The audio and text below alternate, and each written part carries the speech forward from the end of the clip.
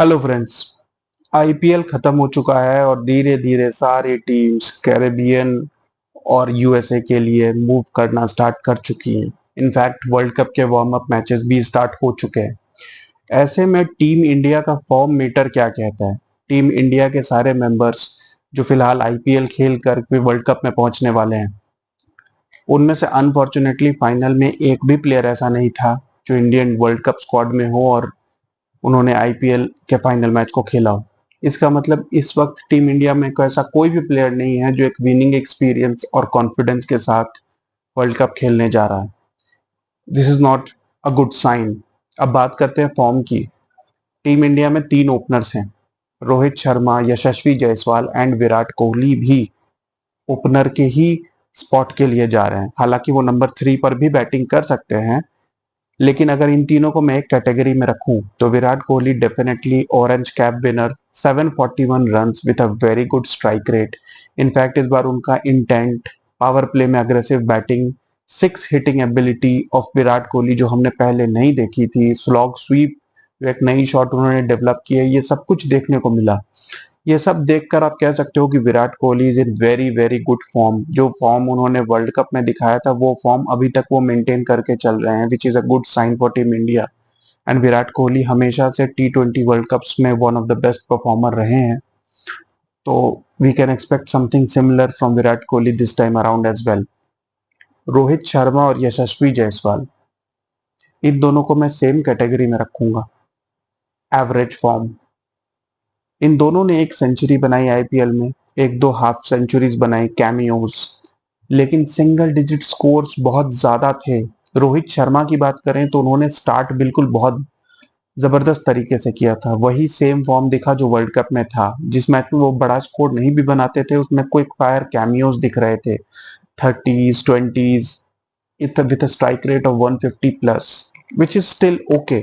लेकिन सडनली एक 100 बनाया उन्होंने सीएसके के खिलाफ और उसके बाद उनकी फॉर्म ऐसी डिप हुई कि कंटिन्यूअसली 5 मैचेस में वो सिंगल डिजिट स्कोर पे आउट हुए। हालांकि लास्ट मैच में उन्होंने एक हाफ सेंचुरी बनाई, मगर उनकी फॉर्म को लेकर डाउट है। इसकी रीजन उनके ड्रेसिंग रूम का माहौल भी हो सकता है, जो हार्दिक पांड्या के साथ कैप्टेंसी के झगड़े को लेकर काफी खराब था।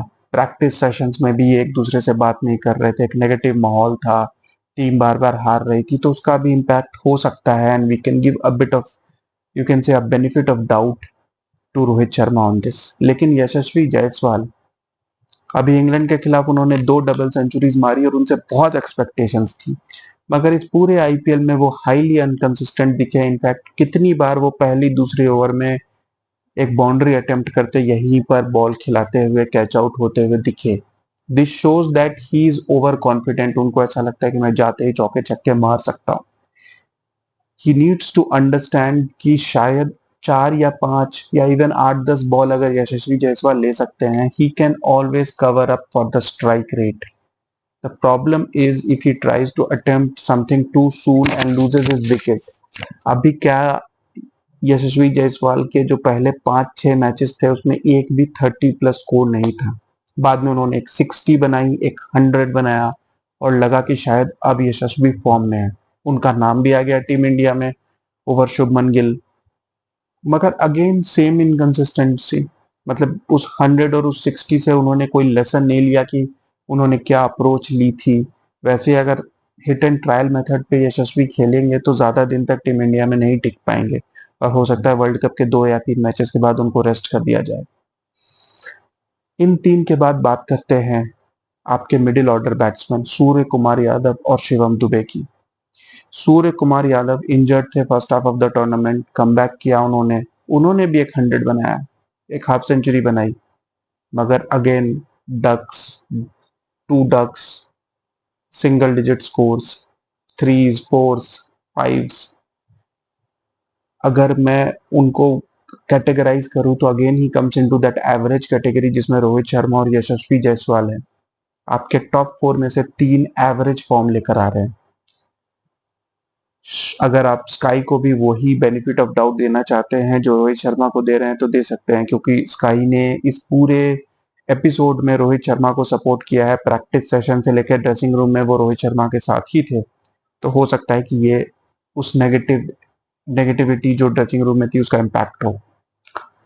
वहीं पर आप अगर बात करते हो शिवम दुबे की, तो टीम इंडिया में सिलेक्शन हो जाने के बाद उन्होंने 9 की एवरेज से बैटिंग की है और 71 के स्ट्राइक रेट से, और उसके पहले उनकी एवरेज 70 प्लस थी और स्ट्राइक रेट था 170 प्लस। अब ये टीम इंडिया में नाम आने के बाद वो कंफर्टेबल हो गए, रिलैक्स हो गए, ओवर कॉन्फिडेंट हो गए, यही बेहतर जान सकते हैं, या प्रेशर में आ गए, क्योंकि टीम इंडिया में नाम आते ही उनकी परफॉर्मेंस में ऐसी डिप आई और वो इतने आउट ऑफ फॉर्म चले गए कि लग रहा था कि उनको वर्ल्ड कप स्क्वाड में लिया ही क्यों गया है। और ठीक उसके पहले ऐसा लग रहा था कि उनके बिना तो वर्ल्ड कप स्क्वाड बन ही नहीं सकती। तो अगेन उनकी फॉर्म को भी एवरेज कैटेगरी में डाला जाएगा। तो अगर अभी आप देखो तो आपके जो टॉप 5 हैं, जो 5 बैट्समैन है, उसमें सिर्फ विराट कोहली है जो कि आप कह सकते हो is in very good form, बाकी 4 एवरेज फॉर्म में है। बात करते हैं विकेट कीपर्स की, संजू सैमसन और ऋषभ पंत। संजू सैमसन अच्छे फॉर्म में थे, संजू सैमसन ने अच्छी बैटिंग की, मगर again at the business end of the tournament वो फ्लॉप होना स्टार्ट हो गया। जैसे ही प्रेशर बढ़ता है संजू सैमसन नहीं खेल पाते, संजू सैमसन अपनी परफॉर्मेंस से फाइनल नहीं जीता पाते, संजू सैमसन अपनी परफॉर्मेंस से नॉकआउट मैचेस नहीं जीता पाते।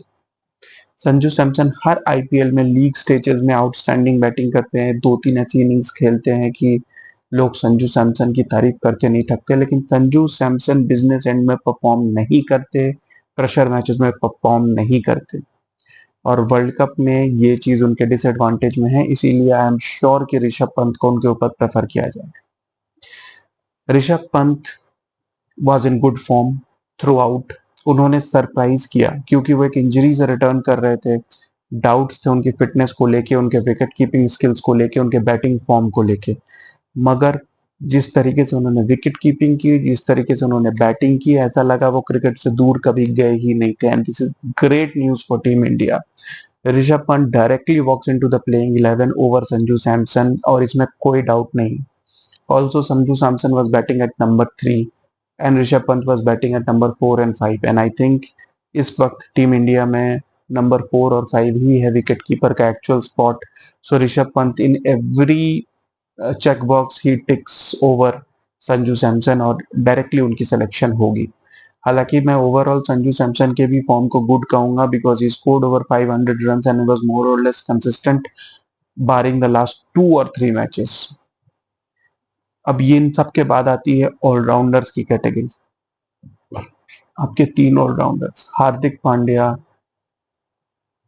अक्षर पटेल एंड रविंद्र जडेजा। अब जडेजा और अक्षर पटेल बहुत सिमिलर हैं, लेकिन अक्षर पटेल की बॉल हिटिंग एबिलिटी जडेजा से बेटर है। वो छक्के मार सकते हैं, वो टेल के साथ प्रेशर में मैच जितवा सकते हैं। जडेजा कई बार मिडिल ऑर्डर में आके बॉल्स वेस्ट करते हैं। He is not the kind of player who can directly start hitting the ball from the word go, from the first ball. Jadeja को थोड़ा टाइम लगता है सेट होने में, इसीलिए मेरी नजर में अक्षर पटेल को प्रेफर करना चाहिए इन T20 क्रिकेट। मगर रोहित शर्मा एक डिफेंसिव कैप्टन है and he always prefers to go by the safe text book style of captaincy, तो he will always prefer Jadeja.